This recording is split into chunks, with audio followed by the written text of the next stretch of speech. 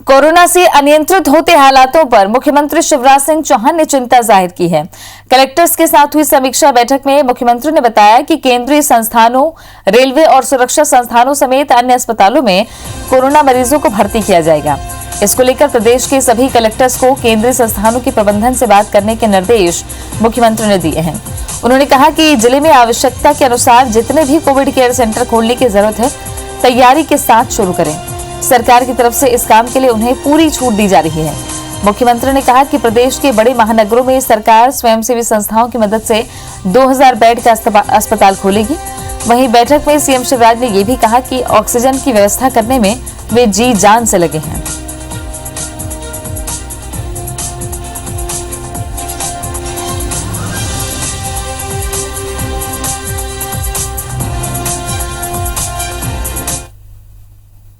संकट बड़ा है, लेकिन इसमें काम करने की, सेवा करने का एक अवसर है। इस चुनौती को अवसर में बदलेंगे।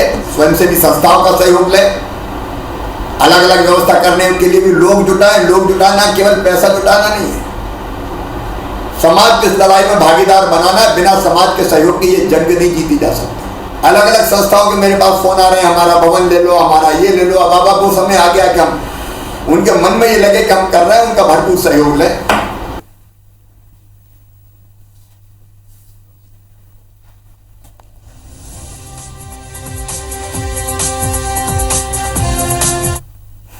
इधर छत्तीसगढ़ के मुख्यमंत्री भूपेश बघेल ने सोमवार को प्रदेश के 11 जिलों में कोरोना संक्रमण की वर्तमान स्थिति और उससे नियंत्रण के उपायों की समीक्षा की। समीक्षा बैठक में स्वास्थ्य मंत्री टी सिंहदेव समेत कई विभागों के अधिकारी और 11 जिलों के कलेक्टर और एसपी मौजूद रहे। मुख्यमंत्री ने बैठक में सभी जिलों में oxygen bed, ICU bed, ventilator वाले बेड की उपलब्धता, ऑक्सीजन की सप्लाई, ऑक्सीजन सिलेंडर्स की उपलब्धता और रोटेशन, मेडिकल स्टाफ की उपलब्धता, रेमडेसिविर और अन्य जरूरी दवाइयों की उपलब्धता पर बातचीत की है। इसके साथ ही सीएसआर, मद, औद्योगिक क्षेत्र और सामाजिक संगठनों के सहयोग से किए जा रहे कार्यों की भी समीक्षा की। उन्होंने कहा कि बिना थके, बिना रुके कोरोना से लड़ाई जीतनी है। सबके सहयोग और टीम भावना से व्यवस्थित रूप से काम करने की जरूरत है। ये भी निर्देश दिया कि तत्कालिक आवश्यकता के अनुसार कलेक्टर रेमडेसिविर और जीवन रक्षक दवाइयां खरीद सकेंगे। ग्रामीण क्षेत्र में कोविड-19 के लक्षण वाले मरीजों को मितानिनों के माध्यम से दवा के किट वितरित किए जाएंगे। इन किट को स्वास्थ्य विभाग विशेषज्ञों के माध्यम से तैयार कराएगा। मुख्यमंत्री ने बालोद और मुंगेली में आरटीपीसीआर टेस्टिंग लैब की मंजूरी दी है। ये भी निर्देश है कि कोविड मरीजों के घरों में पोस्टर की जगह स्टेंसिल पेंट कर सूचना प्रदर्शित की जाएगी।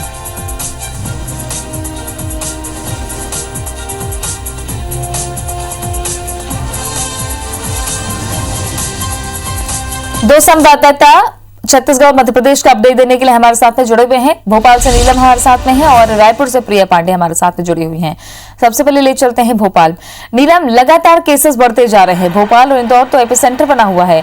अब किस तरीके की रणनीति, जब ऑक्सीजन की सप्लाई भी एक बड़ी चुनौती मानी जा रही है मध्य प्रदेश में, बावजूद इसके मुख्यमंत्री कह रहे हैं कि लगातार हम जी जान से जुटे हुए हैं।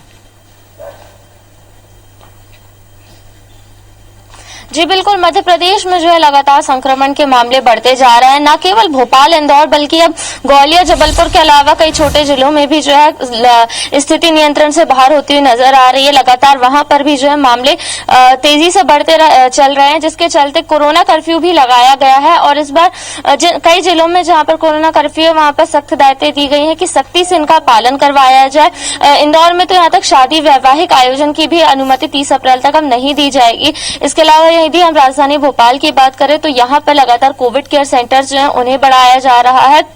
निजी संस्थाओं के साथ साथ सरकारी संस्थाओं में भी अब कोविड सेंटर बढ़ाए गए हैं, वहां पर बिस्तरों की संख्या बढ़ाई गई है। इसके अलावा मुख्यमंत्री शिवराज सिंह चौहान ने कल भी सेना के अधिकारियों के साथ बैठक ली थी और जल्दी सेना के अस्पतालों में भी कोविड का इलाज जो है मरीजों को मिलने लगेगा। तो जहां एक लगातार संक्रमण के मामले बढ़ते जा रहे हैं, वहीं दूसरी ओर राज्य सरकार और जिला प्रशासन हर जिले का कोशिश कर रहा है कि इस स्थिति को नियंत्रण में किया जा सके। जितना हो सके ऑक्सीजन की सप्लाई और रेमडेसिविर इंजेक्शन और बिस्तरों की व्यवस्था जो है वो लगातार की जा सके। हालांकि ऑक्सीजन को लेकर के अभी भी थोड़ी बहुत किल्लतें नजर आ रही है, पर राज्य सरकार का दावा है कि जितनी हमें जरूरत है उतनी आपूर्ति हम बराबर कर रहे हैं। 700 मैट्रिक टन के आसपास हमें 30 अप्रैल तक आपूर्ति जारी रहेगी और यदि इससे ज्यादा भी जरूरत पड़ती है तो हम कोशिश कर रहे हैं कि उसकी भी जो है पूर्ति प्रदेश में लगभग बराबर की जा सके। जी बिल्कुल, बने रहिए हमारे साथ में। चूंकि एक तरफ तो ऑक्सीजन की व्यवस्था की बात कह रहे हैं मध्य प्रदेश की सरकार, तो दूसरी तरफ अगर बात करें तो बेड बढ़ाने की भी पूरी कोशिश की जा रही है, बिस्तर युद्ध स्तर बढ़ाए जाएंगे, ये भी एक बात की जा रही है। अब धरातल पर कैसे काम होगा ये देखने वाली बात है। बहरहाल ले चलते हैं आपको रायपुर। प्रिया हमारे साथ में है। प्रिया, रायपुर में लगातार लॉकडाउन आगे बढ़ता हुआ और जो आपूर्ति की जा रही है, चाहे ठेले वाले हों, उनके जरिए किराना के सामान की हो, तो एक असमंजस की स्थिति बनी हुई है अभी भी इन चीजों को लेकर के कि कैसे आपूर्ति किराना के ठेले में होगी। दूसरी तरफ ये कि संक्रमण के मामले अब कम होने का नाम नहीं रहे हैं, लगातार केसेस बढ़ते जा रहे हैं।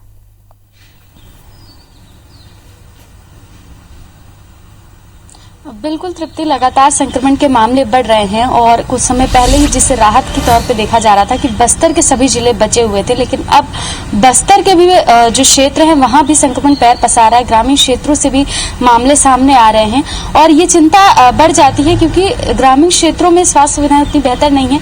कल भी हमने देखा बीते 24 घंटे में लगभग 13,800 नए संक्रमण के मामले आए हैं और राहत की बात एक जो है वो लगभग 12,000 और जो पेशेंट्स हैं वो डिस्चार्ज होकर घर गए हैं और ये अच्छा आंकड़ा है, बड़ा आंकड़ा है, क्योंकि हम लगातार देख रहे हैं कि संक्रमण के मामले बढ़ रहे हैं, लेकिन वहाँ यह भी देखना होगा कि डिस्चार्ज होने वालों की संख्या भी बढ़ रही है। कहीं ना कहीं रिकवरी रेट एक बार फिर से ठीक होता नजर आ रहा है रायपुर का।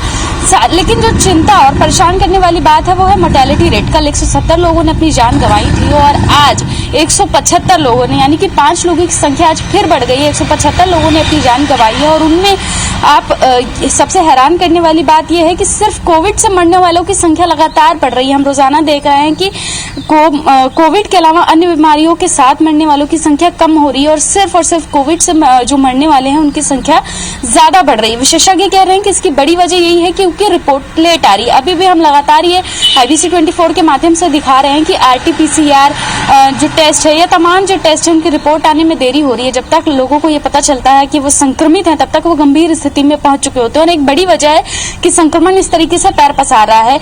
कई जगहों पर ऐसी स्थिति है कि एक सप्ताह से ज्यादा लग जा रहा है रिपोर्ट आने में। तो ये स्थिति है फिलहाल। हालांकि स्वास्थ्य मंत्री लंबे समय से कह रहे हैं कि इस स्थिति को सुधारा जाएगा, एक टीम बनाई जाएगी जो जल्द से जल्द लोगों को रिपोर्ट प्रोवाइड करवाए और इसकी जरूरत भी है, क्योंकि जब तक ये पता ही नहीं चलेगा कि संक्रमण है या संक्रमित है व्यक्ति, तब तक वो कैसे उपचार करेगा, वो किन सावधानियों को बरतेगा, ये हमेशा ही चुनौती बनी रहती है। रिपोर्ट कितनी जल्दी और कैसे लोगों तक पहुंचे इसके लिए अभी तक कोई ऐसी योजना तैयार नहीं की गई है और केवल ये बात कही जा रही है कि इसलिए एक योजना तैयार की जाएगी और लोगों को जल्द से जल्द जो है रिपोर्ट मिल जाएगा। और साथ ही लॉकडाउन जो है, रायपुर में लॉकडाउन फेज 2 शुरू हो गया है, आज दूसरा दिन है और अभी इस वक्त सबसे बड़ी चुनौती ये है कि आप स्ट्रीट वेंडर्स को इजाजत मिली हुई है लेकिन थोक मंडियां बंद है। अब स्ट्रीट वेंडर्स कहाँ से राशन लाएंगे, कहाँ से सब्जी लाएंगे, कहाँ से फल लाएंगे, क्योंकि जो स्ट्रीट वेंडर्स हैं वो फल मंडी से लाते हैं, जो सब्जी की दुकानें वहाँ सब्जी मंडी से लेके आते हैं, लेकिन ये सब बंद है। चुनौती है कि आखिर वो कहाँ से फल लाएंगे, कहाँ से सब्जी लाएंगे या कहाँ से राशन लाएंगे और कैसे इनकी पूर्ति जो है सरकार करवा पाएगी। हालांकि ये अभी समझ नहीं पा रहे हैं लोग और कहीं ना कहीं इसी वजह से ही सब्जियों के जो दाम है, फलों के जो दाम है वो बढ़ रहा है, काला बाजारी बढ़ रहा है, क्योंकि लोग फल मंडी बंद है, सब्जी बाजार बंद है। कल भी हमने दिखाया कि फल मंडी की दुकान जो है वो आगे से सील कर दी गई थी, तो पीछे के रास्ते से जो है फलें बेची जा रही थी। हालांकि कुछ देर बाद नगर निगम ने कार्रवाई की और दोबारा फल मंडी को पीछे से भी सील किया गया, लेकिन यही स्थिति बनी हुई है क्योंकि फल मंडी, थोक बाजार अगर बंद है तो स्ट्रीट वेंडर्स कहाँ से जो है वो माल लाएंगे और उसकी पूर्ति जो है वो करेंगे, ये बड़ा सवाल है इस वक्त। बिल्कुल, और इसलिए हम जो बाजारों में देख रहे हैं और जो रोड के किनारे ठेले वाले बैठे हैं, अगर उनसे पूछा जाए तो यही कहते हैं कि काफी किलोमीटर दूर से वो बाड़ी से तोड़ तोड़ कर लेकर आ रहे हैं। उनको चुनौती तो बड़ी बनी हुई है, लेकिन जो गली मोहल्लों में जानना चाहिए था वो स्थिति नहीं दिख रही, जिस पर प्रशासन को काम करने की आवश्यकता है। शुक्रिया आपका प्रिया और नीलम जानकारी के लिए।